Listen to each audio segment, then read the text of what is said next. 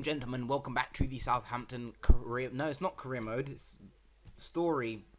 Let's play. That's the word. That's 2 words actually. Yeah, cool. Right, let's welcome back. I can't talk. I can't talk. Right. So if you haven't seen the last episode, watch it. It's all the outs that we have done in the summer transfer window. So that is very, very key to watch because, you kind of need to watch it because you need to know who we sold. And in this episode, we're going to be looking at the ins that we have been able to bring in to the club for this season. This half of the season. And, I think we're going to be making I don't know. Oh, you can see for yourself. I think I mentioned this, but if not, I'm going to mention it now. Steven Carlker did sign with us for £8 million. We did activate the buyout clause in the loan contract. So he has signed with us permanently for 5 seasons. So yeah, it was a deal I thought needed to happen because I think he's a very, very good centre-back. And quite just beastly, really, on a good day. On his bad day, he's not on the pitch, but... I'm hoping with age and experience he'll just get better and better and better. And you can see he's had 2 caps for England so far, 10 under 21 caps, 2 under 21 goals, and 1 goal in the senior team as well. So I'm happy. I'm happy with signing this guy. I think he's gonna be special for us, even though he's only 24. He's still got time to improve. Yeah. You want an English talent. You want someone who's got potential, and you need a right back because Martinez freaking backflipped to Brighton Albion. It's Sam Byram. Sam Byram is a very, very respected right back in the FM and FIFA community. In real life, I really haven't watched him play. I don't know too much about him, and I don't know if he's been called up for England, the under 21s that is, or anything like that. But regardless, he's going to be a tank. He's going to be a machine in the future, so we had to get him while we could. And for 7.5 million, that deal's a bit too bargainy. Yeah, that's a freaking bargain and a half. Like signing this guy for 7.5 million was an absolute bargain. I thought Leeds were going to ask for like 15-20 million for him, but considering he's an English talent, he's young, and he's a right back with potential, I thought they were going to ask for a bomb. But 7.5 million as a backup, well, not backup, but a rotation right back. Nah, I'm loving all deals. I'm loving this area. I'm chilling. Sit back in my chair. I'm chilling. This deal's nice. So looking at the left backs, again, just lack of depth, really lack of depth. And this guy was being chased by Chelsea and Manchester United. And I thought, considering they're going after him, there must be something special about Andrew Robertson, who I think was previously at Hull City. So I don't follow Hull City at all, never ever. I just don't. So I didn't know too much. I think he came from Hull City. Was it Wolves or Hull City? It was Hull City. So yeah, we signed him for £11 million, which is quite a lot of money. That's a price I was probably looking to pay for Sam Byram, but it was Andrew Robertson that cost that much. But he's going to be a fantastic talent. You can already see he's only 2.5 star right now, but has the potential to reach 3.5 stars, and you can see some of the stats now for what he is absolutely fantastic. So you know what I mean, like he's just going to be a beast. So at the moment we're still playing Bertrand instead of him, just because Bertrand he's more solid in that position and he's experienced in that position. So is Andrew Robertson, but not on the Premier League stage. So we need to kind of rotate him in and out while we can. We've labelled him down as a key player, but I don't know what I'm going to do about that. But you can expect some complaints soon because that's what we offered him in the contract. But he's not that, so we'll have to see. But yeah, £11 million. I really like the look of Andrew Robertson. Let me know if you guys have used him or know of him. It would be nice to know a bit about him because I've never come across him ever. Geronimo Rulli, I've mentioned that we got him on a free. I should have mentioned that we got him on a free in the January transfer window. His contract was expiring and we offered him a contract and he signed with us, and you can see he's going to be absolutely amazing. We signed him for free and he's now valued at £16.75 million. Current ability 4, potential abilities on 4 as well, but you could only tell that those, as he gets older, I think those stats will improve. Not so much the agility and then things like that, but just in terms of like communication, command of the air or command of area, those things like that I can see just improving big time. And I think he's going to be a real a real threat when it comes to goal stopping and things like that. So I'm really happy to get this guy on a free. I think it's an absolute bargain. So yeah, let me know what you think about him. Insigne was transfer listed by Napoli, shockingly, and I really didn't understand why. But when I saw his name on the transfer list, I can literally remember my reaction. It was like I nearly wanted to backflip, front flip back into my chair, then do a corkscrew round the chair, then front top back over into my chair and sign him, because it was like the perfect replacement, in my opinion, for Tajik. Like, Tajik had left, and I needed a new replacement on the left. And as Lorenzo Insigne has been, well, an FM15, he was an absolute gorilla. He was a machine. So I thought, maybe he's a machine again. So to sign him for 4.2 million, 4.6 or 4.2 million, I can't, what was it? Something like that. 4.6 million. Absolute bargain. Had 8 appearances, 3 goals, 1 assist. He's slowly starting to develop to the Premier League. That's why he's not machine form yet, but he when he develops into what we know he can develop into, which is a machine, he is going to be very good for us. But I think he's a very good replacement for some of you are going to look at the price tag and be like, 4.6 million, he can't be that good. Well, no, it's probably because Napoli have probably signed some dirty left winger or left midfielder and have no reason to keep Insigne. So, and he probably didn't play it either. I don't think he played that much last season either. Only had 12 appearances and scored 1 goal. So I think it was kind of like a 50-50 deal. They wanted him out and he wanted to leave. So yeah, and in Southampton is his destination. But you can see there some of the stats are really nice. Technique 16, first touch 16, agility and acceleration on 17. I'm really looking forward to seeing what he can bring to the table in the later stages of the season. I know we're meant to sign players for now, but a player coming from the Serie A, which I believe is technical and slow, developing, like having to adapt to the Premier League, which is just, it's just what it is, the Premier League, innit? That's pretty much it. It's not going to be easy. So yeah, I don't know. We'll see.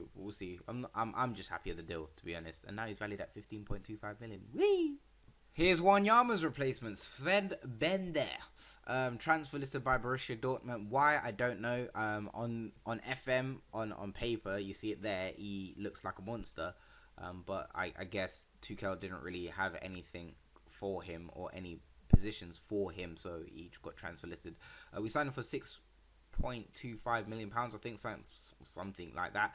And yeah, another bargain player. I think another bargain deal. Like, it's amazing when you really look and you find these deals, and you got a squad like Southampton. It's amazing how they just fit in and just work well, and he definitely does. And I am a big fan of Sven Bender. I mean, I don't really, in the Dortmund side, I think his time is nearing to an end. In real life, I don't know. That's just me as a Dortmund fan, but still on FM, he's still got the stats to do the business. So it's all good in the hood, I guess, if you know what I'm saying. Jamal Lascelles has signed with us for 6.25 million. I think something like that as well. I think something like that, or I can't, around that fee. But he is now on loan at Middlesbrough because I signed him and I just wanted another English player, to be fair, in the squad. I signed him, and he's got some okay stats and things like that. He's 22 years of age, so having seen that and having signed him, I thought the best thing for me to do with the players that I've got already, because I already had enough. I can recall him as well, I think. No, I can't. I lied. Definitely lied. But yeah, so he's now on loan at Middlesbrough, where he is going to get a lot of game time, where with me, I couldn't promise him game time, but I could promise him cup game time. And I don't think he deserves that. I think he deserves to get the potential that he deserves to reach the potential that he has. So yeah, the best thing for me to do would be to loan him out. I should have loaned him back out to Newcastle, but I don't really see them playing him week in and week out, whereas I do see Middlesbrough doing that. So yeah. So with Pele gone to AC Milan for £2.5 million, Corley Woodrow from Fulham. You know what? I've eyed this guy up for a good year. Because in FM15, for some reason, I could not sign this guy whatsoever. The price tag on this guy in FM15 was absolutely beyond the stars. It was ridiculous. They would ask for like 58 million or something like that. And I'd be like, mate, you think we're freaking Bank of England? Like, it's not that deep. So now I had the chance to sign him. and I'm very happy that I did, because he's got bags of potential. He's definitely going to make it into the English starting team, like not the under 21s, the starting team. And he is going to be a machine in the future, because you can already see the stats at the age of 21 are quite sexy, and then you can see his potential is quite beautiful. And you look at his goal record so far: 8 appearances, 8 goals. Nah, get out of here, mate. Go take a bath and don't come back. Do you know what I mean? It's one of them ones. He's on one. He's on one already. So I'm definitely 100% sure that I made the right choice in signing him. It was either between him or Zachcliffe, but I kind of just didn't really. It was more because Woodrow is kind of, I don't know. I just think he's more complete as a striker, whereas Zachcliffe, at the same age or roughly around the same age, still had a lot of weaknesses, and it kind of was like, if you're going to replace Pele, who had a season of his life last season, I can't really, have someone with that many he had a lot of weaknesses, injury proneness, blah blah blah, and it was just kind of like, I'll just go for Woodrow. So yeah, that's how that happened. But yeah, the fee was quite nice as well. Nope. Right, we signed him for £11 million. I can't believe I accidentally just like completely goofed that. That was embarrassing. Sorry, apologies. My head of youth development signed Lee Anderson from where I cannot remember. From Leicester City. Yeah, completely out of my control. Didn't know a thing about this. Didn't even see it happening. He didn't even come in my office. Was like, mate, I'm just gonna do this, right? He just did it on his own terms. I was like, cool. You do that. Saw the name. I was like, you do that. And then I saw his potential. I was like, nah, you're getting a pay rise, mate. Getting a pay rise. Very, very, very good signing for us. Potential to be a key player for the team. Some good stats. Determinations on 18, which is very good for us, especially as in a midfield position that he's going to be playing in as well. Aggression on 17. You could just tell he's going to be a wonderful player should we train him properly and use him properly. So, yeah, hats off to my head of youth development. He did the business in that one. And he also signed another player, which you're going to see in a minute. Jorge Murray was being, like, bulldozed by every major European club you can think of. Literally every single major one. I'm talking down to, like, freaking Valencia, Atletico Madrid, Real Madrid, Barcelona, Sevilla, Sporting, Porto, Benfica, Ajax, Bayern, Dortmund, Schalke, you name it, they were there.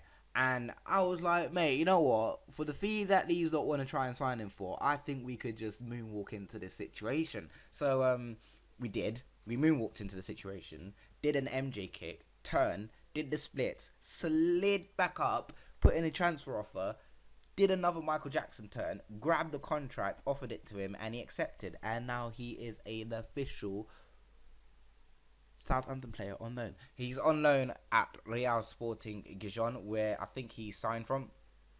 We weren't going to use him. I didn't really want to use him this season, and I thought the best thing to do would just be to loan him back out to the club that we signed him from. So, yeah, that's what's happened. But he's going to be a future centre-back star, and for us and for Spain, so it's all good in the hood, really. He's back. He is back. He was transfer listed by Arsenal, and unfortunately, not even unfortunately, let's scratch that. I had the funds to sign him. I could have signed Callum Chambers right back to where he started. However, wages, I didn't have enough money on the wages. I had the transfer fee, I just didn't have enough wages, and I couldn't ask the board for any more wages. So it was kind of like a put in a loan deal, let him play for a season, let him get all wet and excited, and then smack a transfer bid at the end of the season if I'm going to continue next season. Again, for me, I'll talk about this in the end of the episode or in the next episode, whatever. But yeah, so that's what we're going to do with Callum Chambers. But yeah, he is back, and he is going to be used, and more likely in the centre back position. I know I've signed 2 centre backs and sent them out alone. So you're probably thinking, why have you signed a third? But it's mainly because we've got cover on the right, slight cover on the left, and also I am going to be rotating him in the centre half. And again, he's English. It makes sense. It does. Michael James was the other player that my head of youth development just randomly went out and picked from the bunch, and again I had to bow down to him. I had to thank him. I had to just give him that. I might give him that pay rise because the potential is a bit nice. Yeah, looks a bit tasty with gravy. Get no ketchup. I don't know what I'm saying, but 450k, not a lot of money for a player of his ability, the player of his potential. It's a very tasty deal. So hats off to my head of youth development for getting that deal in because he's doing the job. He's doing what he's meant to be doing. I don't know. Like I don't. £15 million for Nathan Redmond. I don't. I think at this point, for some reason, I just splashed money because I could. But however, he is being used and he's doing very well. So I guess the money is going to pay off in the end. And I think more or less it was kind of like signed now rather than later because I knew later I'd have to pay a bomb for Nathan Redmond. And I'm a massive fan of Nathan Redmond anyways. And he's English again. And yeah, it was definitely one of those deals. It was pay now and not later because I was looking to pay about 20 to 30 million pound for him if he had a good season or something like that. But yeah, I just don't know. I really don't. I signed him because I could. I literally signed him because I'm not even gonna lie and sit here and say, oh, we needed him for this position and blah blah blah. I signed him because I could, and actually he brings a lot of strength now to my defense. Him working with Subotic is possibly like the strongest defense we've had since I've taken over at Southampton. We had Kolker and Fonte. That was very, they had a strong partnership going. And then, January came, we signed Subotic, and Subotic and Fonte had a great partnership. And now I think it's Marcus Rojo and Subotic with that partnership. Together, they beast. It's a brick wall. So I'm very happy. He's 26 years of age as well. United didn't want him. He's earning 81k per week though. It's a bit expensive, but yeah. If you're wondering why his arrows are down and you think that the stats are going down, he has been injured for a few weeks. So yeah, ain't been training or anything like that. But those will soon turn themselves around with a smile and a frown that we turn upside down. So it's all good. So in total, we spent £81 million. That is the most I have ever spent on any FM game. Ever. Ever. That's the most I've ever spent. Like, ridiculous amount of money. And we basically got in £64 million. So it's been a busy transfer window. And a very frustrating transfer window because the likes of Wanyama, Tajik, and Jay Rodriguez didn't want to sell, but especially Tajik and Wanyama, that was completely out of my hands. And Jay Rodriguez, again, if you get £20 million given to you for a player worth £9.5 million, near enough £10 million, you'd accept it. You'd have to. So yeah, it's been a very frustrating window, but all in the end, it's we've made replacements, we've signed replacements. That's what it was. Nathan Redmond was actually Jay Rodriguez's replacement, and I didn't really need to sign Nathan Redmond. That's why I was kind of confused, like because I haven't played this since for about a week and a half. I've not been in the mood to play FM or anything like that. Just personal stuff going on, but it's all sorted now. But Nathan Redmond was kind of like. Now I remember it was a replacement for Jay Rodriguez. So yeah, that's been our transfer window. Very busy, very big. That's what she said, and very interesting, very frustrating as I mentioned, but it's all good. So let me know what you guys think of the transfers, and take a screenshot or pause it if you want to take a look at some of the outs and the ins, and compare them and think about and have your say on it. Anyway, I accept all criticism and views and opinions, but it will always remain the fact down that it's my save. I am the manager. You can leave suggestions about players that you want to sign, but if you're gonna be like, oh, you shouldn't sell this player, you shouldn't sell this player, I'll be like, all right, cool, that's great. But anyway, I'm gonna end the episode here. If you have enjoyed this, leave a like. Peace, love, and positivity and respect, and I'll see you for the next episode. Cheers. Wait, can you say bye?